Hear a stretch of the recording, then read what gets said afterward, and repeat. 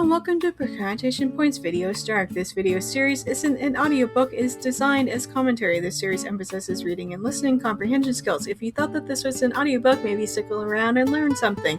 I also want to know why it is that you thought that this was an audiobook, because no matter how many times that I say up front that this is a detailed book review, people still get upset that this isn't an audiobook. What made you click on this? My focus is on reading books, discussing what went wrong, and suggesting ways that they could be fixed. I'm continuing my read-through of Girl Online by Zoe Sugg and or Siobhan Curham. If you haven't seen the earlier videos, you can find the links below. Chapter 41. The next morning, Penny repeats her mantra in front of the pictures of the hotel room that she'd printed up. They help her to understand that she has got to face the day. Tom says that he'll drive her to school and then wait for her literally all day outside the school in case she needs him. He makes up some excuse as something he can do while he waits, but honestly, this is exactly what Penny needs. Emotional support with the promise of being there for her if Penny needs him more.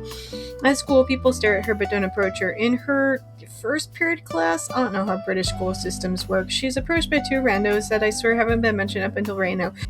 Or if they were, it was in such a throwaway line. The only people who were important up until she went to New York were Meg and Ollie. Anyway, Kira and Amira ask if she's okay. Penny is blown away by how kind that they're being. She explains that she is Girl Online, but that she didn't know who Noah Flynn was. They believe Penny mainly because they know her. Meg is apparently spreading nasty rumors about all of this, and the two of them say that they don't believe Meg, but that they were uncertain simply because of all the stuff online about Penny. During the actual class, the only thing that she can think of is that Meg somehow knew about her blog, which doesn't make any sense unless Elliot somehow told her, which makes even less sense.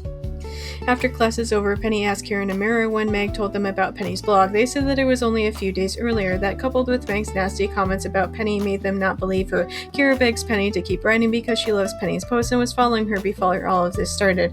As if to prove that the bar has always been on the ground for Penny's relationship with Meg, Kira goes on to say that Meg posting the video of Penny was appalling. Real talk, why isn't Penny friends with Kira? She seems like she's so much nicer than literally anybody else. Before they leave, Kira and Amira promise to take care of Penny because, again, not everybody in her life treats her like dirt. She has drama class next, which she's been dreading since it's with Ollie and Meg, but neither of them are in class today. The narration glosses over the rest of her morning. Most people don't really seem to know how to approach the situation. That and Penny wonders if there aren't that many Leah Brown fans. Or, hear me out, nobody actually believes that a high school student from the UK hooked up with a famous rock star over a winter holiday, or most people don't actually give a hoot about it. At lunch, Penny goes outside to tell Tom to go home, that things are okay right now. He leaves but tells her that he'll have his phone on in case she needs him. As she goes back into school, she gets a text from Elliot. He claims that his parents had taken away all of his electronics and forbade him to go outside. When Penny directly asks him if he talked to the website about Noah, Elliot doesn't know what she's talking about. He goes on to say that he's run away from home and wants to meet her down by the docks. He also apologizes for having left the mean comment on her post that he was angry at his parents and not at her. Penny is only happy to go to him now that she no longer believes that Elliot started all of this. However, that only leaves one other person, which is Meg, although that only leaves more questions like how Meg discovered that Penny was Girl Online. Love my Snark, I also offer book editing services where I bring that same approach to your writing. If you prefer a more traditional approach, I also offer professional book editing services. You can contact me on any of my social media platforms if you have further questions about my editing services, including pricing options. Chapter 42.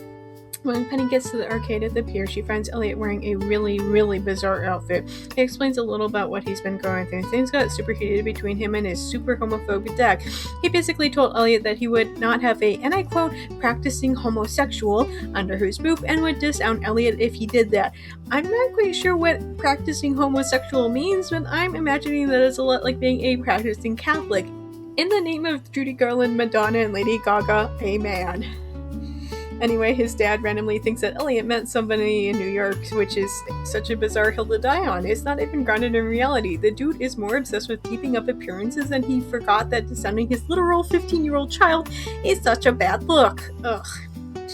Elliot does express jealousy over Penny and Noah, but not in the way that she was thinking. It's more about the casual and easy acceptance Penny's parents had over the thought of spending another week in New York, staying at the house of this super hot guy Penny randomly met. To be fair, Elliot's bar is kind of on the ground right now and his dad bought a backhoe. He also apologizes for taking out his anger and frustrations out on Penny, which, given the circumstances, is honestly kind of a reasonable thing to do. I would be more worried for Elliot if he hadn't expressed any of that in any way. Penny then explains to him what's been going on. Since Elliot's dad had taken his stuff away, he only recently stole them back before he ran away. He's been out of the loop. They sit there and try to figure out how this got leaked to the celebrity gossip site. They both come to the same conclusion that I did at the end of the last chapter, which is that Meg was behind this, somehow. Then Penny tells us an important bit of information. Ollie was at her house literally hours before Meg told Kira and Amira about Penny's blog. She had been working on it when Ollie showed up. Since I don't think that the author had established a timeline yet, Kira and Amira telling Penny that Meg had told them about it on Tuesday meant nothing to us. The only thing that the readers know is that it's early January. However, this also requires explanation as to why Ollie was in Penny's bedroom. Elliot is floored by all of this and says that he needs a milkshake to make all of this go down a lot easier. As they leave the arcade, Penny feels a lot better because Elliot didn't betray her after all. I'm also really glad that they actually talked and didn't let things fester for no real reason. 5 minutes. That's all that it took. 5 minutes. Some books could literally never. Ugh. If you're interested in reading my own stories, you can purchase my spicy short stories as well as 2 full-length novels on Amazon. I also frequently run flash sales on my stories. If you're not already following me on Reddit, I recommend doing so to stay updated on when I offer free content. Reddit is currently the only place where I'm advertising myself these days. Chapter 43. We've walked right through town and not a single person had recognized me, and there hasn't been a single abusive comment. It's almost like 99% of the general public doesn't give a hoot. Most people probably wouldn't even know who Noah Flynn is. At the milkshake place, Elliot tells Penny that it's Noah's loss for having seemingly lied to her and strung her along like he did, that she deserves to be happy and Noah is trash for having treated her so poorly. Then Meg and Ollie come in, even though I'm pretty sure that Penny is skipping class to meet up with Elliot. Elliot jumps to his feet to loudly confront them. Meg and Ollie turn and look over at us, and in that instant I know for sure that they're behind the internet leak. As soon as they see me, they both look so guilty. Ugh. What the hell did Penny ever do to you people? Get a grip and get a life outside of Penny's. At least they have the decency to look ashamed of what they've done. Penny and Elliot confront Meg and Ollie about it. Meg insists that it's true that Penny cheated with Noah, again completely forgetting the idea that it takes 2 to tango, as the saying goes. Nobody is saying anything about how Noah stepped out on Leah.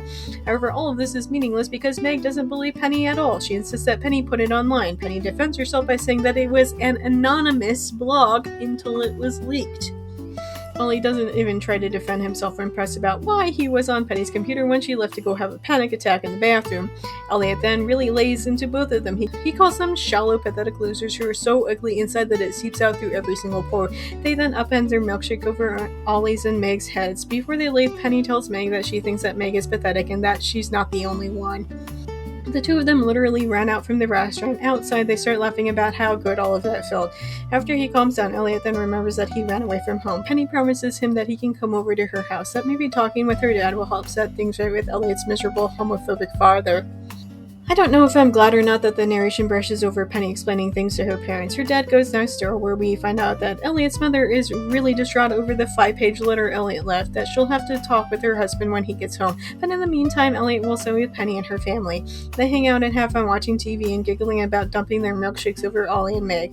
Later, Elliot's dad comes over to talk with his son. When Elliot goes back to Penny, he reports about what happened. Apparently he's going for counseling. Elliot mimes some quotation marks to help him come to terms with my sexuality. It's easier to understand what's being said to simply quote it rather than for me to fumble an explanation, but I'm glad that things have turned around for Elliot, that there are people in his life who care about him. After Elliot leaves, Penny goes upstairs to the unopened present Ollie had given her. When she opens it, she's floored by how narcissistic that it is. It's a framed photo of Ollie, and the photo is one that Penny herself took. When she thinks about the things that Noah had given her, they were all centered around Penny's interests. The doll from the antique shop, the photography book, hell, even the song he wrote for her. I do have to wonder exactly what was Ollie's endgame in all of this. Did he even actually have feelings for her, or was this some sort of his and Meg's 12-step plan to ruin Penny's life? I also still don't understand why they're both so obsessed with Penny. Penny chucks Ollie's present into the bin without a second thought. She's about to toss out Noah's CD, but decides against it and buries it under some clothes instead. She then decides that she's got to face her emails now. She relies heavily on her persona of Ocean Strong as she opens up her laptop. Waiting in her inbox is an email from Celebrity Watch, the reporters who had been posting stories about her this entire time. They want to interview her and pay her for it. Penny fumes with the thought that these people have been making up nonsense about her, so they are probably incapable of actually telling the truth. She's about to write them a nasty reply, but then decides to make a blog post instead. Bonus Chapter 9. Penny makes her first blog post since all of this stuff hit the fan. She calls out all of the people who feel like it's acceptable to say mean things about her simply because Lord only knows that literally none of those people know the first thing about her. Penny also calls out the reporting website that kept making up nonsense about her, that they are the worst offenders who don't even seem to care about fact-checking a single thing. She then explains that yes, she did meet a boy named Noah in Brooklyn, that she feels as though he lied to her, not only about who he was, but the fact that he was in a relationship. She doesn't dither around with the facts if Noah's relationship are true or not. She simply says what feels true to her. Then she says that Celeb Watch offered her $20,000 for an interview about Noah, several days after their first article about her. Before she signs off, she begs people to consider the things that they post online before they hit the submit button, that she made this blog simply because she wanted people to be happy even for a nanosecond. However, that was taken away by a bunch of people who don't seem to care about any of that. Megan Ollie uneven mentioned, but they know what they've done, so I hope that they're ashamed of what's happening. Penny sends up by using her actual name since the cat was forced out of the bag by Meg and scummy reporters. Patreon has recently introduced free memberships. By joining, you'll be able to enjoy the same content I post on Tumblr, now conveniently available on Patreon. Patreon supporters can enjoy even more book snarks starting at only $1 a month. Plus, Patreon now offers a 1-week free trial. Don't miss it! Big shout out to Phoebe for supporting me on Patreon already. If you want to hear your name in my video next week, either support me on Patreon or make a one-time donation. Chapter 44. In the morning, Elliot comes over and says that something good has happened. He shows her Twitter and that she's trending. I'm mainly floored that enough people give a hoot about some random teenage girl to get that trending. But Twitter was kind of known for the hub of go touch grass, please, chronically online psycho, so I don't know why I'm surprised. Anyway, people are begging for a girl online to come back and saying that they love her. You losers rejected her at the slightest hint that something was wrong. None of you deserve to have her back. Penny doesn't really know how to respond to that. She goes online because she could hide behind the screen. Now she's been doxxed, but seeing people supporting her, it's difficult to know what to think. Some time passes, but Penny still doesn't really know what to do. Elliot keeps her up to date on her trending Twitter hashtag, although I'm not sure that this is really all that helpful. That weekend, Penny tells her parents that she's going to take photos of the beach before it gets too crowded, but when she gets down there, she mainly sits around and ruminates about her problems. Then she starts to take photos of the old pair. However, she then notices something that looks suspiciously like Bella's doll, except what's it doing out there? When she gets closer, she finds that it is Bella's doll, and Noah is there as well. How really convenient that he showed up at the place where Penny is going to go mope about her problems. Anyway, the first thing Penny does is to call Noah out for having lied to her. Noah insists that he wasn't in a relationship, especially not with Leah. Penny doesn't believe him, which is super frustrating to me because she spent all this time complaining about how Celeb Watch made up all this stuff about her, but when Noah is telling her that Celeb Watch made up stuff about him, suddenly she's 100% believes Celeb Watch would literally never lie. Noah then explains that he was signed to the same record label as Leah, that her last album wasn't doing well, and they thought that it would make both of them look good if they posted a few photos together and all that. Noah didn't really know anything about the industry, but he was okay with it because at the time he wasn't in a relationship. He goes on to say that Leah has seen a spike in sales because people feel sorry for her. Leah herself doesn't seem to care either way because, again, she wasn't actually in a relationship with Noah. Noah says that he was afraid to tell her all of this to Penny because he figured that it was a lot of baggage, and I get that, but this is an awful lot of heartache, and for what? A conversation that lasted about 5 minutes? This book does not get any brownie points for Penny and Elliot clearing the air in chapter 42 when the main plot around Noah and Penny was running solely off of miscommunication. Anyway, they talk about how invasive that the press can be towards celebrities, but Penny says that she was mainly skating by because Noah's fame hadn't really hit across the pond yet. When Penny says that she's been doing an internet dig talks, he asks if it means that she hasn't seen his YouTube videos. When she says no, he shows her the video. It's him explaining that people are making up stuff about him online. He then says that he wrote this song for the only girl I've ever loved and starts to sing the song he wrote for Penny. Noah then says that when the stuff about Penny got online, he also had the same kind of knee-jerk reaction. He blamed Penny for all of it, even though he knows a little too well that those celebrity gossip sites will often make stuff up. That the only thing that reminded him about this was seeing Penny's post about what's been going on from her end. He asks that they start over again, not as friends, which I think is something that they both want moving forward. They kiss, and it's as if all that drama never happened. Friendly reminder that all this happened within the span of 2 weeks. Penny asks how he's there at the beach. He said that he flew in and her dad dropped him off at the beach, which is a bold choice, honestly. I literally went back to reread the scene where she left the house. She chose to do so under her own willpower, and her parents didn't suggest that she should go down to the beach at all. How did they know that she would? Noah goes on to explain that after he'd calmed down enough to think things through, he got in touch with her parents and explained everything. So they have known this entire time, which doesn't really make their behavior really all that better. Although granted, the worst offenders towards Penny were Meg and Ollie, and aside from pulling Penny out from school and moving, I doubt that there's much that anybody could do about the two of them. But none of that really matters to Penny. What's done is done, and in her opinion, it means that it's not to be brought up again, I guess. As she's getting up, she trips and falls. However, unlike with Ollie, Noah says that he wants to try it too. He crashes into her, and they tumble to the ground laughing. The book ends on that note. So, final thoughts time. Before I jump into the actual content of the book, I would like to address one thing, and that is the matter of who actually wrote this book. The name on the cover is Zoe Sugg. Reviewers slammed this book and claim that it's written by a ghostwriter identified as Siobhan Curham. Miss Curham is also labeled as the story's ghostwriter on Goodreads. What is the truth? How can anybody possibly tell? I honestly don't even know. I personally never even heard of Zoe Sugg or her online persona of Zoella until I started to read the reviews for this book. I'm positive that somebody out there turned uncovering the real author of Girl in Line into their sole personality trait a decade ago, and I seriously hope that that person is doing well now. But that being said, I've always tried to focus less on the drama surrounding books and judge them mainly on the actual story within. Am I drawn more to books that have a lot of negative buzz about them because of behind-the-scenes drama? Yes, but this is also drama that I was unaware of when this book was recommended to me by an unknown person on Reddit. It's also worth noting that this drama is over a decade old at this point, and the mystery seemingly solved. So if you were to see my 2-star rating of this book, know that it has nothing to do with whoever might have written the majority of this. Moving on. I want to start off my actual review by quoting the blurb from Goodreads. I will literally copy and paste it into my script. I had no idea Girl in Line would take off the way it has. I can't believe I now have 5,432 followers. Thanks so much, and the thought of opening up to all of you about this is terrifying, but here it goes. Penny has a secret. Under the alias Girl in Line, she blogs about schools, dramas, boys, her mad whirlwind family, and the panic attack she suffered from lately. When things go from bad to worse, her family whisks her away to New York, where she meets the gorgeous guitar-strumming Noah. Penny suddenly is falling in love and capturing every moment of it on her blog. But Noah has a secret too, one that threatens to ruin Penny's cover and her closest friendship forever. The reason why I'm highlighting the blurb is because it goes into the first thing that I want to talk about what was wrong with this book. Do you see how the blurb talked about Noah and the drama surrounding him? Yeah, we weren't even introduced to Noah until chapter 16. Chapter 16!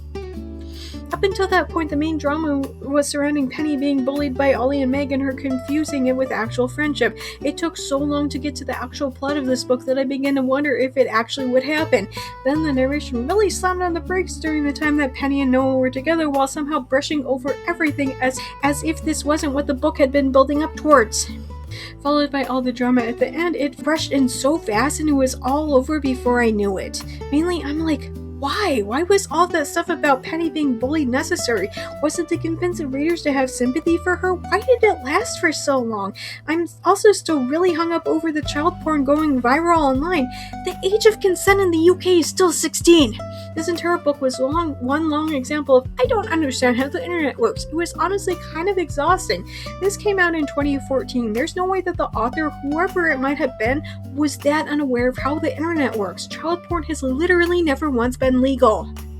I feel like I beat Horace the Dead Horse enough over how much that I dislike the age gap in the relationship. If you've watched all of the videos up until now, I'm sure that you're sick of hearing it, but this is also another hill that I'm going to die on. When I was around Penny's age, this is the kind of stuff that I completely loved. I didn't see any problem with being 15 and skipping off to go on a romantic adventure with an 18-year-old, so don't say that I don't get it. But the problem is that I'm 36 now. I see age gaps like this as being super suspicious. At her age, a 3-year age gap is huge. Shame on Penny's parents and shame on Sadie Lee for letting it go on. They could and should have put a stop to it at any point, especially them leaving those literal children home alone on New Year's Eve. Yes, it wasn't that kind of a book, but come on. It makes it even worse when Noah told Penny that he'd called her parents and explained everything. They had literally witnessed their daughter being catatonic with panic on the floor and said, "You know what, this is an acceptable person for our daughter to be romantically involved with." But then again, they didn't even notice that their daughter was suffering from PTSD after a car accident. I said it when the subject was first introduced, and I was proven right over and over throughout the course of this book. Penny's parents don't care about her at all. The worst part about her parents is that they could have been attentive, and I doubt that it would have changed the story much. There was literally no reason for their neglect. I'm also angry that we never got any closure about why Meg and Ollie were bullying Penny. I get the part at the beginning when Ollie simply wanted free headshots, but what did doxing Penny help them to accomplish? I still don't know. Is this answered in the second book? I'm kind of on the fence about reading the rest of the series. This wasn't the worst that I've read, but I'm not sure if I'd rather spend my time reading another series instead of hoping for answers that may not come in books 2 and 3. And finally, do I think that this book fit the vibe of My Mother Sold Me to One Direction? I can understand where the Redditor was going with the recommendation. A chronically online girl falls in love with a rock star. It was fine. This one gets a pass too. As I have been doing, I will be taking a break of an unknown amount of time. As I keep saying, this is for my mental health, which I had been struggling with when I was doing back-to-back-to-back YouTube videos every single week without pause. My viewership does take a dip, but we gotta do what we gotta do to not take a toaster bath. For content points going offline, XXX. Ugh, if I ever do that again, unironically, feel free to hunt me for sport. Bye. Thanks for watching. New Book Snarks videos go live every Monday with occasional extras during the week. Your support means so much, even if it's not financial. Watching my videos, subscribing, and liking and sharing them with friends all go a long way in helping my channel grow. If you've already caught up with all my videos, you can go to Facebook, WordPress, Tumblr, or free on Patreon for my main Book Snarks, always free and updated every morning. Linktree for everything is posted below. See you next week, guys!